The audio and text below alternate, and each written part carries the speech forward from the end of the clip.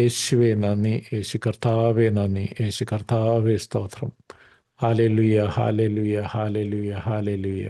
യേശുവേ നന്ദി, യേശുവേ സ്തോത്രം. Hallelujah, hallelujah, hallelujah. യേശു കർത്താവേ നന്ദി, യേശു കർത്താവേ സ്തോത്രം. Hallelujah, hallelujah, hallelujah, hallelujah, hallelujah, hallelujah, hallelujah. ദൈവം നമ്മെല്ലാവരെയും സമൃദ്ധമായി അനുഗ്രഹിക്കട്ടെ. വീണ്ടും വചന ധ്യാനത്തിലേക്ക് സ്വാഗതം. ഇന്ന് നമ്മൾ വിചിന്തനം ചെയ്യുന്ന വചനഭാഗം വിശുദ്ധ മത്തായി എഴുതിയ സുവിശേഷം 17-ാം അധ്യായം 14 മുതൽ 20 വരെയുള്ള വാക്യങ്ങൾ. ഇവിടെ ഒരാൾ ക്രിസ്തുവിനെ സമീപിക്കുന്നു. ക്രിസ്തുവിനോട് പറയുന്നു, എൻ്റെ മകന് സുഖമില്ല, അവനെ സൗഖ്യമാക്കണം.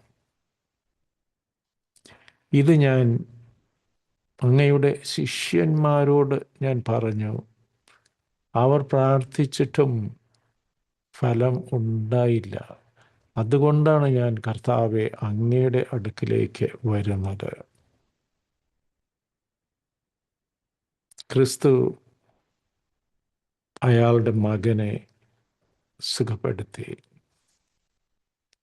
ഇതെല്ലാം കഴിഞ്ഞപ്പോൾ ശിഷ്യന്മാർ ക്രിസ്തുവിനോട്, എല്ലാവരും പോയി കഴിഞ്ഞപ്പോൾ ശിഷ്യന്മാർ ക്രിസ്തുവിനോട് ചോദിക്കുന്നു, എന്തുകൊണ്ടാണ് ഞങ്ങൾക്ക് അവനെ സൗഖ്യപ്പെടുത്താൻ കഴിയാഞ്ഞത്? അപ്പോൾ ക്രിസ്തു പറയുന്നു, അല്പവിശ്വാസികളെ. അനന്തരം ശിഷ്യന്മാർ തനിച്ച് യേശുവിനെ സമീപിച്ച് ചോദിച്ചു, എന്തുകൊണ്ടാണ് അതിനെ ബഹിഷ്കരിക്കാൻ ഞങ്ങൾക്ക് കഴിയാതെ പോയത്? യേശു പറഞ്ഞു, നിങ്ങളുടെ അല്പവിശ്വാസം കൊണ്ട് തന്നെ. നിങ്ങളുടെ അല്പവിശ്വാസം കൊണ്ട് തന്നെ. നമ്മുടെയൊക്കെ ക്രിസ്തുവിലുള്ള വിശ്വാസം മുഴുവനുമാണോ, അതോ ഇൻകംപ്ലീറ്റ് ആണോ? അല്പവിശ്വാസികളാണോ നമ്മളും? ക്രിസ്തു വീണ്ടും പറയുന്നു, എൻ്റെ നാമത്തിൽ നിങ്ങൾ എന്ത് ചോദിച്ചാലും നിങ്ങൾക്ക് ലഭിക്കും. നിങ്ങൾക്ക് വിശ്വാസമുണ്ടെങ്കിൽ ഈ മലയോട് ഇവിടെ നിന്ന് മാറിപ്പോവുക എന്ന് പറഞ്ഞാൽ അത് മാറിപ്പോകും. എൻ്റെ ജീവിതത്തിൽ പല പ്രാവശ്യവും ഞാനിത് അനുഭവിച്ചിട്ടുള്ളതാണ്. നമുക്ക് എപ്പോഴാണ് ക്രിസ്തുവിൽ വിശ്വസിക്കാൻ തോന്നുന്നത്? ക്രിസ്തുവിനോട് ചേർന്ന് നിൽക്കുമ്പോൾ, ക്രിസ്തുവിനെ നമ്മുടെ ജീവന്റെ നാഥനായി സ്വീകരിക്കുമ്പോൾ, ക്രിസ്തുവിന് നമ്മുടെ ജീവിതത്തിൽ 1-ാം സ്ഥാനം കൊടുക്കുമ്പോൾ, ക്രിസ്തുവിന് നിരക്കാത്തതൊന്നും നമ്മുടെ ജീവിതത്തിൽ ഇല്ലാതിരിക്കുമ്പോൾ നമ്മുടെ വിശ്വാസം പൂർണ്ണമാകുന്നു. ക്രിസ്തുവിന് വേണ്ടി ക്രിസ്തു അനുശാസിക്കുന്നത് പോലെ ജീവിക്കാം എന്ന് പ്രതിജ്ഞ ചെയ്യുമ്പോൾ, അതിനു വേണ്ടിയുള്ള ഒരു പ്രയത്നം, ആത്മാർത്ഥമായ ഒരു സ്നേഹത്തോടെയുള്ള പ്രയത്നം നമ്മിൽ നിന്ന് വരുമ്പോൾ, നമ്മൾ യഥാർത്ഥ ക്രിസ്തു അനുയായികളാകുമ്പോൾ,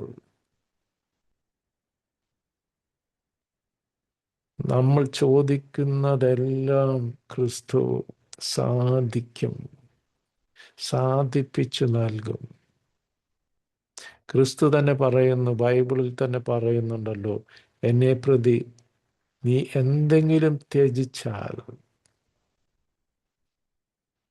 അതിനുള്ള പ്രതിഫലം ഈ ലോകത്തും പരലോകത്തും നിനക്ക് ലഭിക്കും.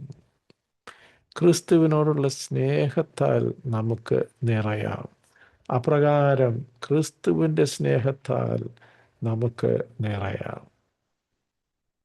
നമുക്ക് വേണ്ടി കുരിശിൽ മരിച്ചവനെ, നമ്മുടെ പാപങ്ങൾക്കായി സ്വയം ബലിയായവനെ നമുക്ക് ആരാധിക്കാം. യേശു കർത്താവെ നന്ദി, യേശു കർത്താവെ സ്തോത്രം. ഞങ്ങളുടെ പാപങ്ങൾ പൊറുക്കണമേ. അങ്ങയുടെ പാതയിൽ നിന്ന് വ്യതിചലിക്കാൻ ഞങ്ങൾക്ക് ഇട വരുത്തരുതേ. ഞങ്ങളുടെ വിശ്വാസത്തെ പൂർണ്ണമാക്കണമേ കർത്താവെ. ഞങ്ങളുടെ വിശ്വാസത്തെ വർദ്ധിപ്പിക്കണമേ. യേശു കർത്താവെ നന്ദി, യേശു കർത്താവെ സ്തോത്രം, യേശു കർത്താവെ നന്ദി. അങ്ങയിൽ മാത്രമാണല്ലോ യഥാർത്ഥ സന്തോഷവും സമാധാനവും കുടികൊള്ളുന്നത്. ഞങ്ങളെ അങ്ങയോട് ചേർത്ത് നടത്തണമേ. ഞങ്ങളുടെ കൈ പിടിച്ച് നടത്തണമേ. ഒരു ശിശുവിനെ എന്ന പോലെ ഞങ്ങളുടെ കൈ പിടിച്ച് ഞങ്ങളെ നടത്തണമേ. ആബാ പിതാവേ. യേശു കർത്താവെ നന്ദി, യേശു കർത്താവെ സ്തോത്രം. ഹല്ലേലൂയ, ഹല്ലേലൂയ, ഹല്ലേലൂയ. Praise you, adore you, worship Jesus Christ. ദൈവം നമ്മെ എല്ലാവരെയും സമൃദ്ധമായി അനുഗ്രഹിക്കട്ടെ. ആമേൻ. God bless. നിങ്ങളും എനിക്ക് വേണ്ടി പ്രത്യേകം പ്രാർത്ഥിക്കുമല്ലോ. ആമേൻ.